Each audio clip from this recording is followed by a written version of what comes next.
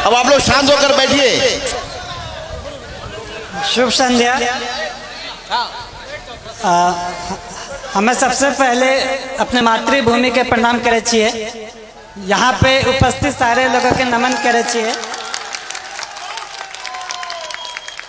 हमरो नाम शुभम कुमार छे। हमरा ठेठी उतना अच्छा ना आवे छे। मम्मी के मैं 1 महीना पहले बोलिए कि अहाँ सारा चीज हमरा दिल के, बट लेकिन हमरा अपना मातृभाषा नहीं सिखल के। तो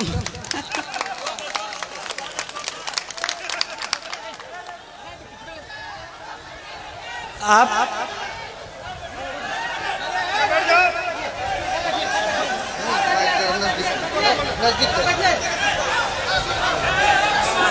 ठेठी मैथिली का एक बोली है।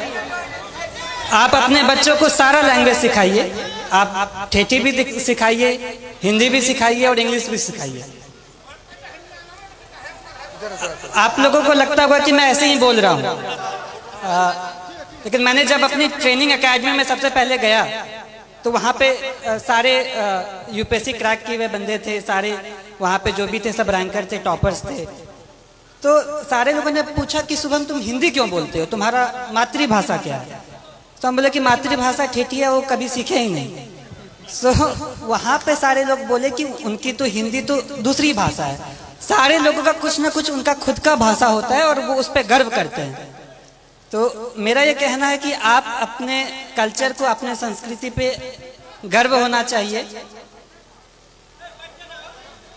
जहां भी मैं गया वहां पे शुरुआत में लोग बोलेंगे कि एक बिहारी है, लेकिन धीरे धीरे उनको यकीन हो गया कि बिहारी क्या कर सकता है।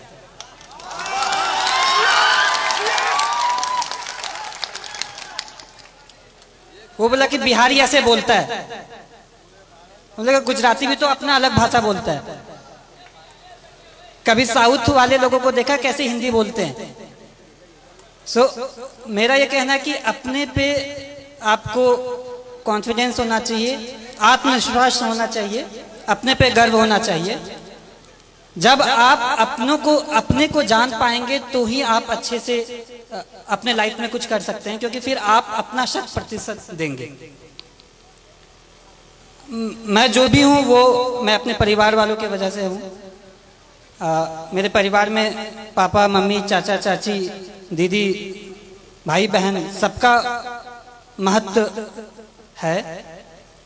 मैं कहीं पे भी गया, हर दिन मम्मी पापा से, हर दिन अपने परिवार वालों से बात किया। तो ये कहने के लिए एक छोटा सा बात है, लेकिन जब आप अपने लोगों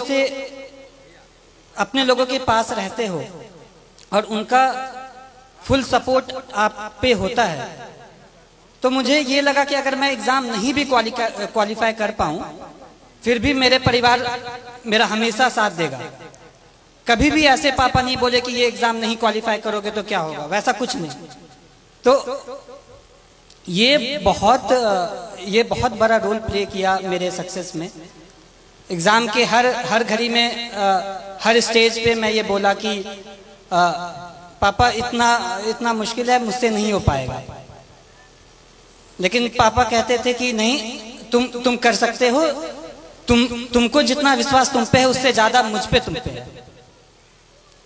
तो ये सपोर्ट जो है वो बहुत यूनिक रहा, वो बहुत अलग किस्म का सपोर्ट रहा। और दूसरी बात जो पापा कह रहे थे कि चाचा भी कह रहे थे कि घर का माहौल अच्छा होना चाहिए।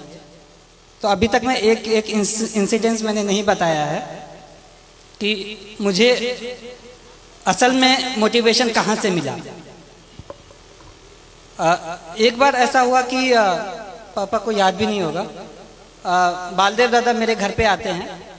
वो अपनी बेटी की शादी के लिए कुछ 3000 रुपये पापा से उधार पे लिए होंगे, और उनकी बेटी की शादी पापा यहाँ मंदिर में कराए थे। तो पापा ने ये नहीं कहा कि 3000 रुपये मैं दे रहा हूँ, वो कहा कि नहीं, आपको वापस करना है।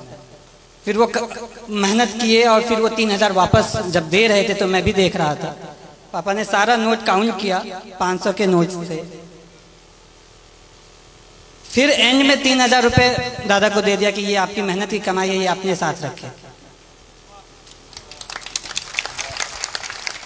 तो ये मैं कहना चाहता हूं कि इससे ये क्या हुआ कि वो सामने वाला मेहनत किया, वो कमाई, वो फ्री का पैसा नहीं समझा। इसी तरह मैं भी चाहता हूं, मेरी ये कामना है कि मैं भी लोगों के लिए काम करूं। एक बार रिजल्ट आ जाना बड़ी बात होती है, लेकिन उससे बड़ी बात है कि लोगों के आशाओं पे खड़ा होना।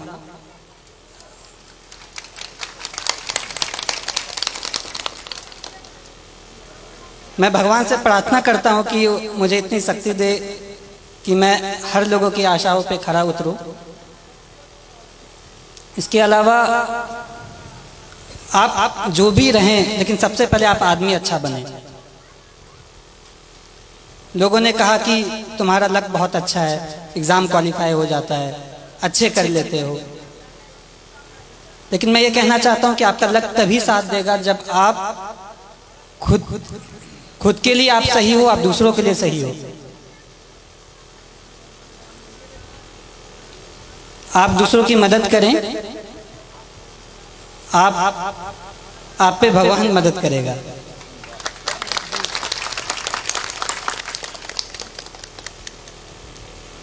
छात्रों के लिए मैं ये कहना चाहता हूं कि जैसे बचपन में मुझे लोग कुछ कहते थे कि बहुत जिद्दी है, मैं अब कहता हूं कि जिद्दी है तो ठीक है, मैं ये करूंगा, मैं करके दिखाऊंगा। ये जिद भी बहुत अच्छी चीज है।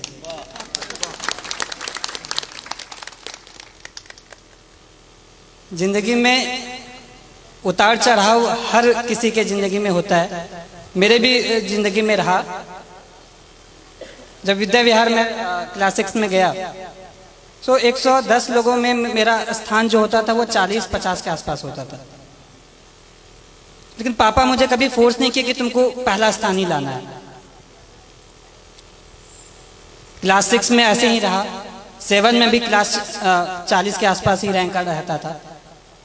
क्लास 8 में किसी ने मुझे कह दिया कि शुभम बहुत लकी है, 40 के आसपास रैंक आता है, सेक्शन ए में चले जाते हो।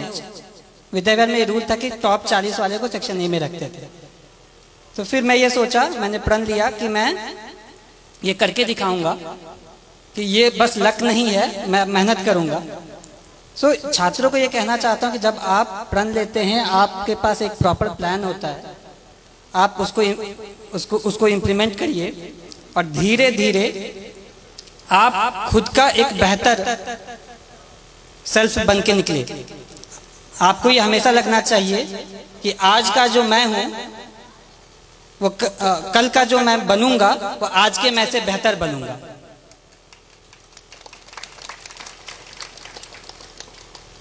जिंदगी बहुत चीज सिखाती है, संघर्ष बहुत चीज सिखाता है, और लाइफ के हर फेज में हमारी कोशिश ये रहती है कि मैं अपना एक बेटर सेल्फ बनूं, मैं इससे भी और अच्छा बनूं, और मेरा भी यही रहेगा।